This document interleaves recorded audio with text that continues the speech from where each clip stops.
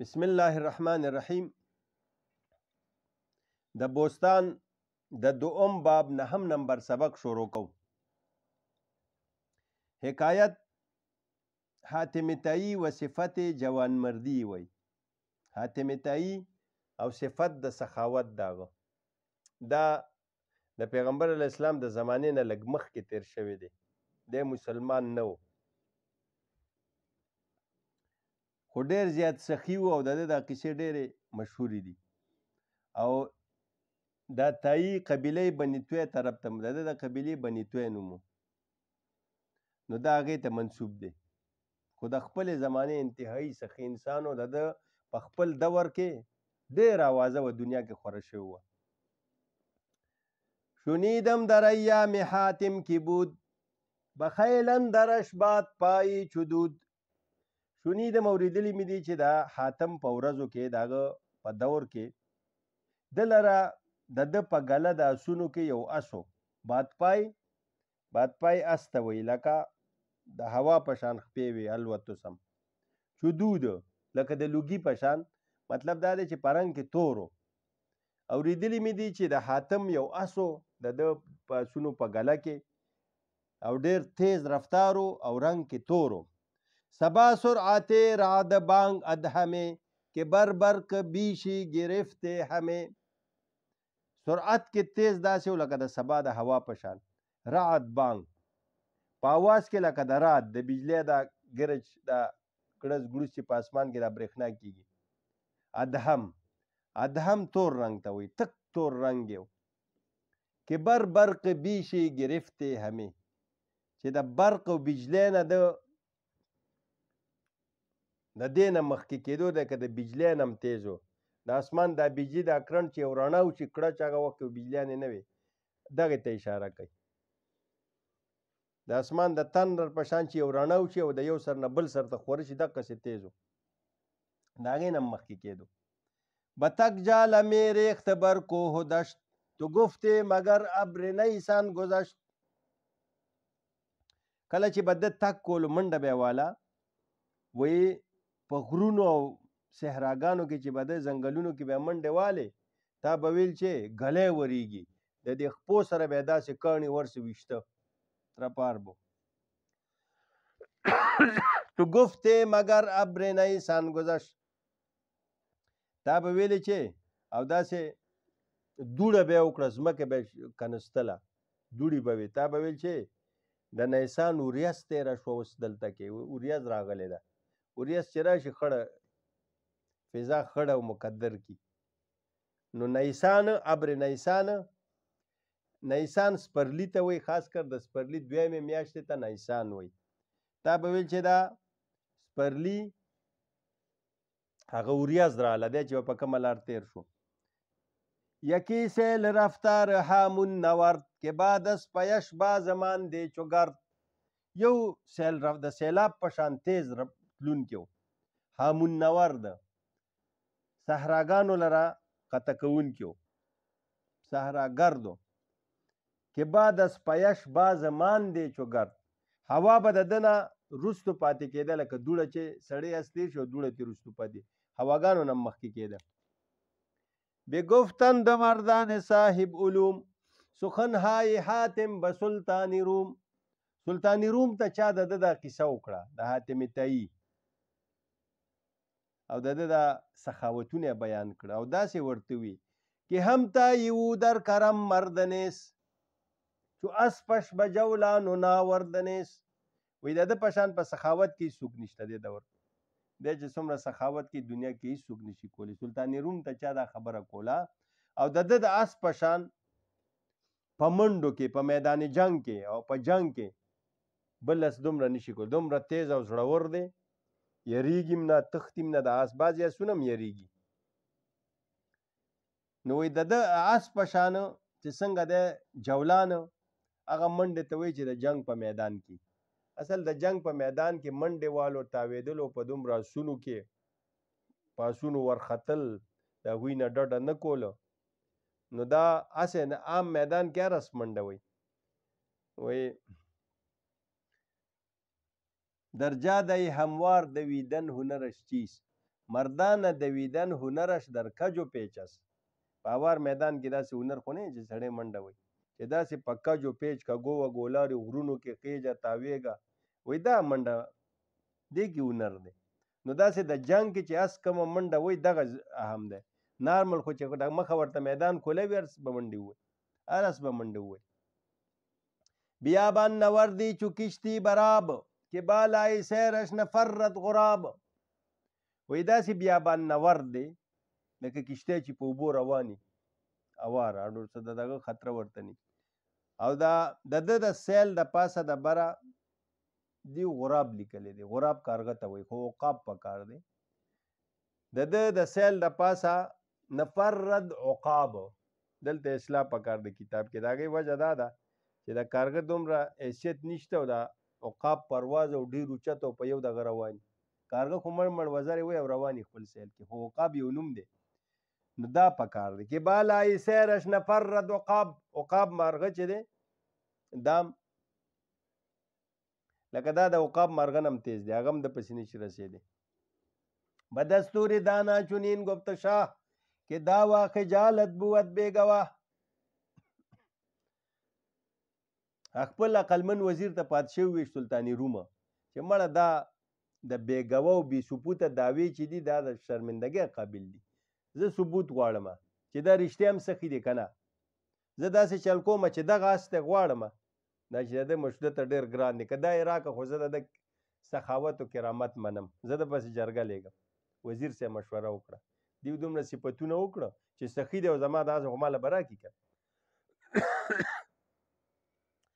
من از حاتمان اسب تازی نژاد بخواهم گرو مکرمت کرد و داد بدانم که در وی شکوه مهیس وگر رد کند بانگ تبل تهیس. وی زه د حاتم نه دغه اسب دیوی چې صفتونه وکړه وی دا ته غواړم بخواهم زه ته غواړم ګرو مکرمت کرد که ده جوانمردي او کرم وکړو مکرمت کرم او جوانمردي او سخاوت که ده یې وکړه او د اسب یې ورکړه زما کسانو ته بدانم که در وی شکوه مهیس زه به پوه شم چې په ده کې د محترۍ او د بزرګۍ او د سخاوت شوکت شته دبدبه. وگر رد کند که زما مطالبه رد کو د هسې ما ته رونه لېږه بانګ تبل تهیس د آواز د هغه خالي ډول دی هسې بس مینځ کې پکې څه نشته خو بس نوم یې خور شوی. بعضې خلک هسې مشهور شي او څه حقیقت یې نه نو څه چل یې وکړه. رسولی خردمند عالم بتوی روان کرد و دا مرد همراه وی. یو رسول نه مراد قاصد استازی یو عقلمن استازی چې هغه د توی په ژبه باندې عالم و د دغه قبیلې چې کومه ژبه وه رسول خردمند عالم بتوی یا داسې هم کېدی شي چې رسول خردمند مو عقلمند او پوه و د خپل وخت چې کوم مذهب و په هغه دین باندې د یې توی قبیلې ته ولېږه. روان کرد و ده مرد همراه وی ویلېږه او 10 کسه یې ورسره کړه چې 10 کسه جرګه به ورشي او د ده نه به زما د درخواست به د حاتم طوی ته ورکړي چې یاره د هغه ستاسو خوښ شوی دی او دی یې ډېر خوښ دی او هغه تا نه مطالبه کوي چې دا ماله راکړي. دیو روان شو. زمین مرده او ابر گریان برو سبا کرده باری دیگر جان درو. دیو چې دا ته لاړه نو سخت بارانونه وسورېږي. نو سادي صاحب وایي چې د دې داسې مثال و چې د ځمکه مړه وه ورېځې پې جړله بارانه چې ژوندی شي او بعد سبا په دې کې بل روح وټوکلو کله چې دا بارانونه وشي سپرلي کې او بعد سبا رالوځي نو د هوا په دې بوټو کې خپل کردار یو قسم روح ورکوي په دا مړه فصلونه یا بوټي دا وایي ژوندي کړي. دا هوا کې دا اثر دی چې باران وشي نو هغه پکې روح ورکوي بعد سبا هوا دا فصل چې راشین کېږي او ځمکې نه راوچتېږي. به منزل خلاصه د خبرې دا شوه چې دغه د حاتمیتي قبیلې ته دا وفد ورسېد. به منزل گیې خاتمه مدفرود براسود چون تشنه بر زنده رود. که تشنه وي او که تشنه یکی در بیابان سگې تشنه یافت.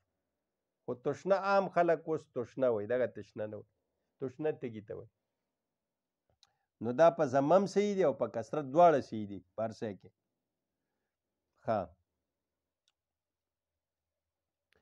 نو دا وفد چې دا حاتم طیی دغه ته ورسېده نو دا د سیو چې لکه په زندرود چې تږي ورورسي زندرود چې دی دا په اصفهان کې یو سیند دی د دې ډېرې خوږې اوبه دي لکه حافظ شیرازي وایي اگرچه زندرودا به حیات است ولی شیراز ما از اصفهان به اگرچه دا زندرود چې په اصفهان کې بیږي دا به حیات دي دا مشهور دی په صفایه او دغه کې په ښکلا کې په دغه کې داسې شیشې غوندې لګې کېږي ډېرې صفه اوبه بیږي په زندرود کې وي او خوږیم دي آب حیات دي سړي لنډې او ژوند ورکوي همیشه اگرچه زندرودا به حیات است ولی شیراز ما از اصفهان به و زمونږ شیراز چې دی د اصفهان نه بهتر دی اگر کالته زندرود سیند دی او آب حیات دی خوږې اوبه دي نو دا مې په مثال کې درکړه چې دی وایي لکه تږي چې په زندرود ته ورسي نو د اصفهان سیند ته اشاره کوي نو هغه خو ډېرې ښې اوبه دي که نه اوبه خو هر ځای کې چې بعضې چینې خوږې بعضې سیندونو کې صفه اوبه قابل د څښلو وي بعضې نه وي سمات بیفگند و اسب بکش بدامن شکر داد شان ضربه مش اوهو داسې چلو چې دی ور ورسېده نو سیلابونه و دغه نو حاتم طیی چې دا اسب صاحب د کور کې ساتلی او تړلی او د ده نور اسونه او څاروي چې کله چې دغه بارانونه ډېر وشي نو دا دغه یو ځای کې پاتې شي بیا سفر نه کوي اکثر خوړونه روزي مشکلات دي ځای په ځای نو دا نو د شپونکیان دا کوي چې بس خیمه مېمه څه پروګرام برابر کړي او بس په ځای بیا ګرځي نه کور ته هم نه ځي په بار شپه کوي وایي خطره ده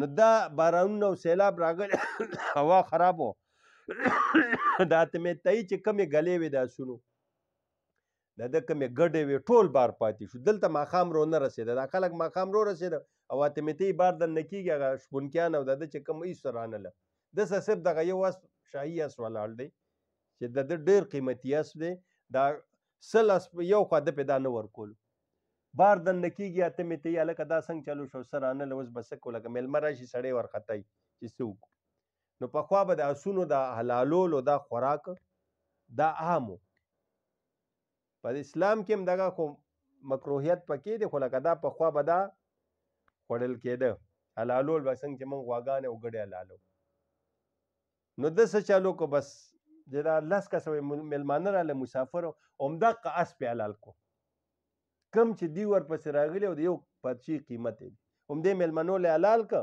او پیژنیم نه سمات بیفگند و اسب بکشت دیو ته دسترخوان وار کو هغه اس پې ووجلو هغه یې حلال کو مړې کو دیو دپاره یې ذبح کو بدامن شکر دا د شان ضربه مش او دا مسافر چې راله نو په لمنو کې لمنې ورته شکرونه ډاره کړه خوږو څیزونو نه لکه خوراک انتظامات یې برابر کړه او په موټې والا زر او پیسې ورکړي دا خو مسافر دي چې خوشحالي تر څو والا خوراک راځي دیو شپه تېره کړه خبره یې ونه کړه چې موږ څه پسې راغلي شبانجا بی بودن د شپې هم په دغه ځای کې وروځي دیګر او بله ورځ چې سهار شو شپه خو تېره شوه که نه بګف آنچه دانست صاحب خبر وویل قاصد چې هغه معلوم و صاحب خبر مشر چې دی هغه د روم پادشاه را لېږلی و او ده دپاره درخواست ته نو شپه خو یې د شپې ده ته غږ ونه کړ سهار ورته درخواست وړاندې کړ دا خبر یې ورته وړاندې کړ چې موږ دغه را لېږلي و د اس پسې تا سره یې وس دی همه گفت و حاتم پریشان چو مست ز حسرت بدندان همه کند دست که ای بهرور معبد نیک نام چرا پیش زینم نگفته پیام هغه چې دا خبر وکړه او خاتم ډېر زیات خپه او پریشان شو لیونی شو سم او د افسوس نه لاس په غاښونو چیچل ډېر افسوس او ارمان یې وکړو که ای بهرور معبد نیک نام چې حکیم و دانشمند موبد یا مخبد دا د زردشتیانو مذهب کې چې کوم پیشوا او د هغوی عالم به هغې ته به یې څه معبد نو چونکې دا خو د اسلام دور نه و که نه دغه به زردشتیانو ده ته وایي مشر ته یې داسې سوچ وکړو چې دا د زردشتیانو دا کوم ګروپ چې راغلی دوی کې دی عالم دی خبرې په طریقه وي او په اصولو. نو ای موبد نیکنامه عالمه د زرتشتیانو د مذهب عالم و پیشوا چې را پیش زینم نه گفته پیام، تا د دې نه مخکې ما ته دا پیغام ولې رانه کړ چې څنګه راغلی وې، ما به دغه اس نه حلالولې، تاسو له به مې درکړی وې. منان بعد رفتار دلدل شتاب، ز بهر شما دوش کردم کباب. ما خو دغه باد رفتاره دغه دلدل شتاب چې ډېر تیز تلونکی و، ستاسو دپاره بېګا شپه کباب نه که ستاسو غوښه ونه خوړه، خو همدغه اس بنوید که دانستم از دست باران و سیل، نشاید شدن در چراگاه خیل. ولې چې زه پوه شوم دا کوم زوله باران او سیلابونه چې راله د دست باران د لاسه او د سیلاب د لاسه ویمیل چې چراگاه خیل د اسونو هغه ګلې ته رسایي نه کېږي، نه هغوی راتلی چې نه موږ کس ورلېږلی شو، ناممکن دی تګ. بنوی دیگر روی و راهم نبود، جزین بر دره بارگاه هم نبود. وی بل قسم په دې وخت کې ما ته بله لاره نه وه، ما سره بل حل د مسلې نه و، بغیر د دې اس نه زما په دربار کې بل اس ونه نو ما به څه کړي وی، زما مجبوري شوه. مروت ندیدم در آیین خویش، که مهمان به خسبت دل از پاقریش.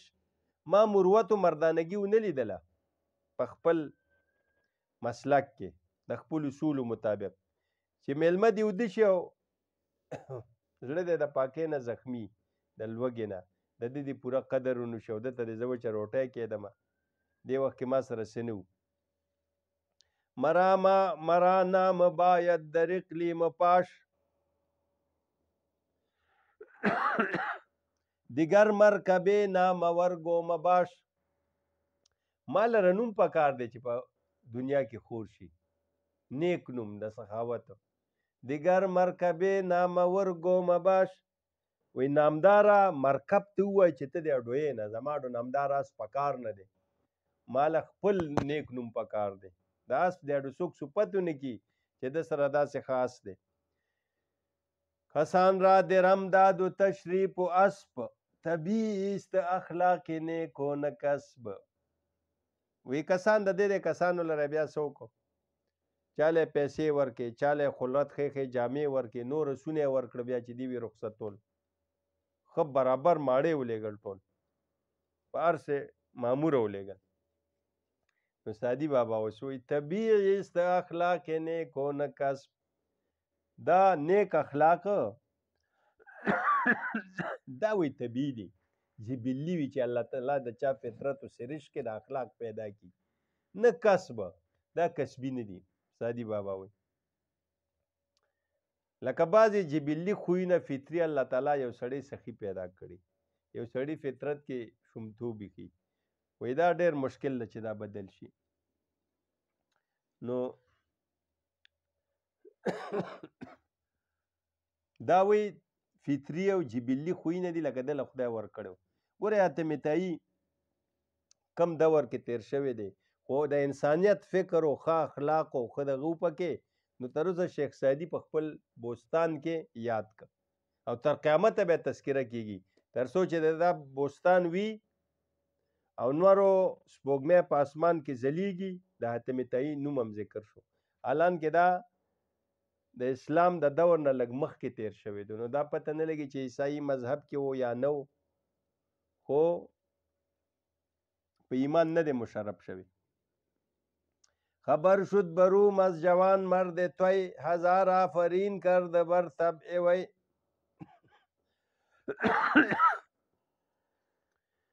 شاهي روم چې خبر شو، داس خلک ورله ګروپ جرګه ورله واپس او هغه ته خبر شو، هغه هم د ده په طبیعت باندې هزار آفرین ویلې چې آفرین دی او په ده رښتیا هم ختمه ده. ما خو تیاز غوښته چې دومره جرګه مې ورلېږله یو پادشاه ته رالیږي، هغه د یو مسافر چې پیژندم نه د مخې څخه حلال کړ. ز حاتم بدین نکته رازی مشو، از این نغستر ماجرای شنو. وی د حاتم نه په دې قصه مرازي کېږه، راشه د دې درته ناشنا ماجرا واورېدم.